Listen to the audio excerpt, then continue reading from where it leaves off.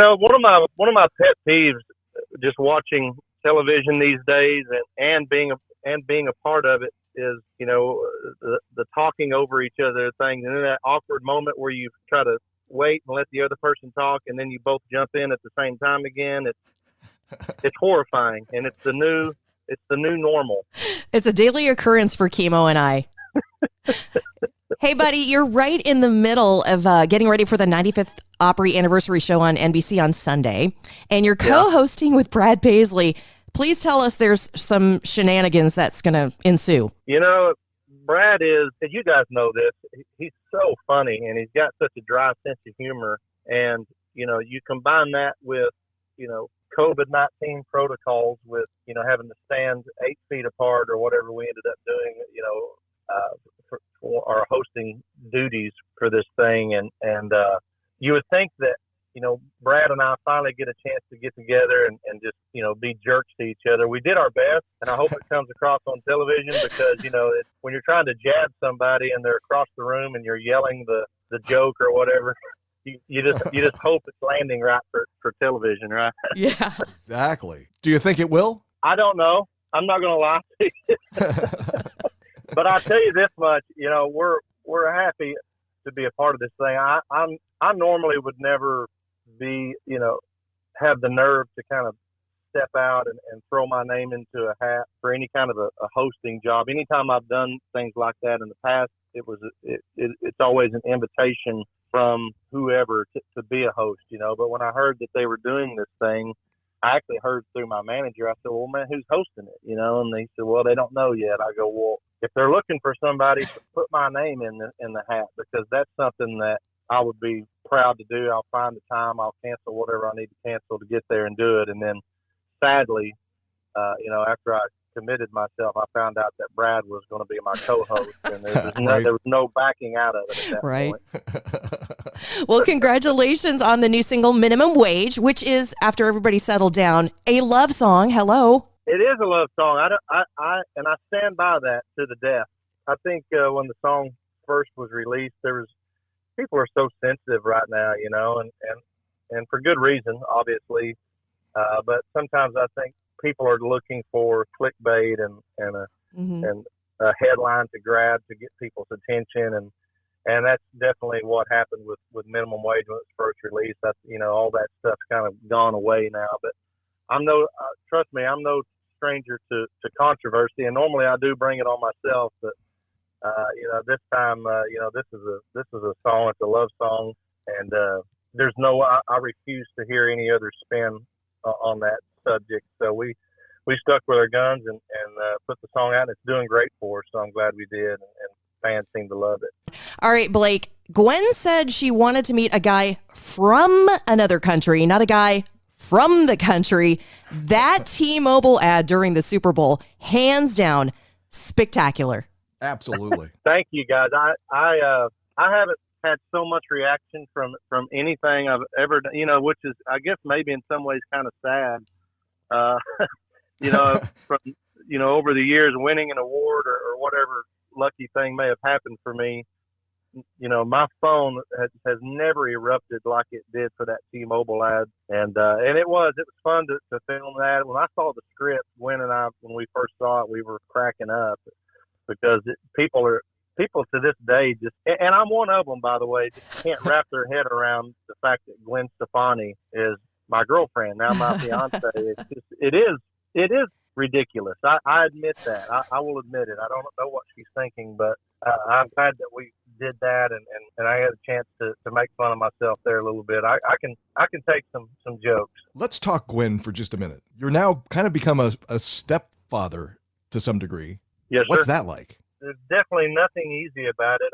I don't know if it's as hard or harder or not as hard as being an actual biological parent, but the stepfather thing, I have a stepfather in my life who is one of my heroes.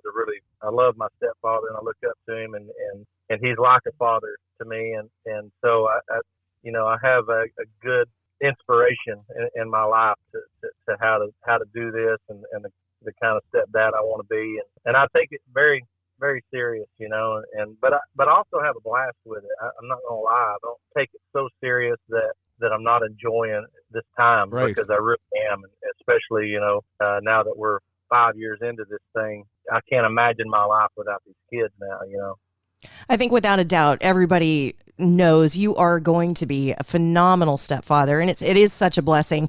Speaking of the wedding, have you lost the 10 pounds yet? Oh God, no. I've kicked myself a million times. I did that. Luke's got some kind of a stupid podcast or something. I don't know what he's doing, but he asked me to be a part of the thing, and I agreed to do it. And I should have known, he was going to set me up on this stuff. I think at the end of it, he had like the rapid fire question thing or whatever, and he asked me, am I going to lose any weight for the wedding? And of course I want to. And the good thing for me is we still haven't set a wedding date, so I don't feel like I have to start yet, because until there's like a concrete target date, I'm not gonna waste my time losing weight for no good reason. You know what I'm saying? I mean, I got to keep it packed on until the last minute, obviously. So it's kind of like cramming for a test. You don't worry about it till the day of, exactly, or the day before. Exactly.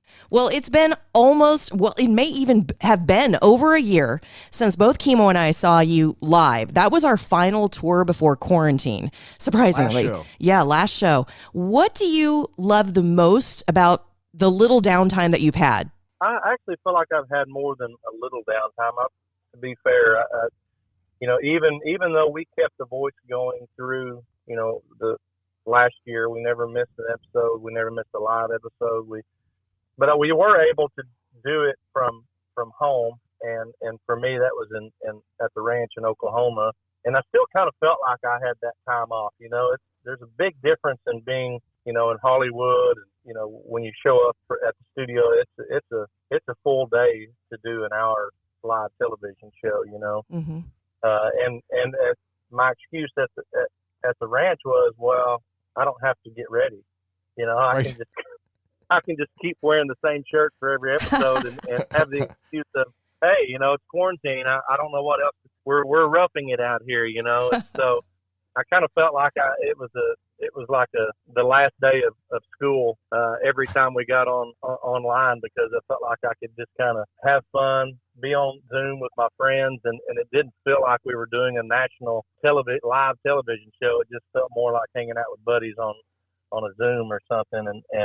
But as far as answering your question about what I did with the time off, me, I'm outdoorsman, and so he did a lot of fishing, did a lot of turkey hunting, and just country stuff in Oklahoma. That's pretty much what we did. I would imagine now that you're back working on the voice in the studio, that's got to be a complete change. I mean, especially with COVID as part of that equation.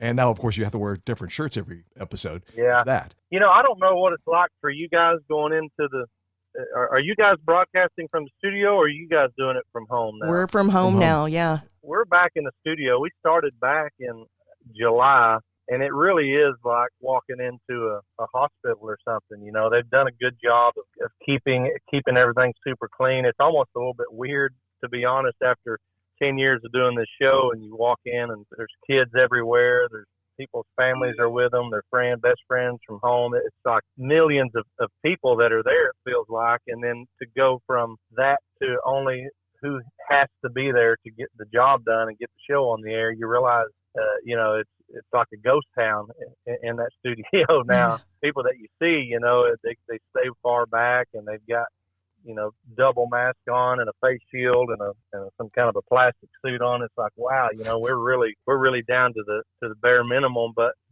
it does feel like we're, for the most part, once the red light comes on and we're filming the show, it feels a lot like it always has, because it's still the camaraderie of the coaches and then the opposite of camaraderie when we argue with each other and get in our fights that we always get in. You kind of get lost in the moment, and you forget that there's no live audience there, and you're just right back in it again. And we've gotten, it's going to be weird, actually, now that I talk about this. It's probably going to be weird when a studio audience is back in there again someday, because it's probably going to feel like a huge distraction. Yeah. No doubt. You know, to have the applause and people laughing and stuff, because we've gotten so used now.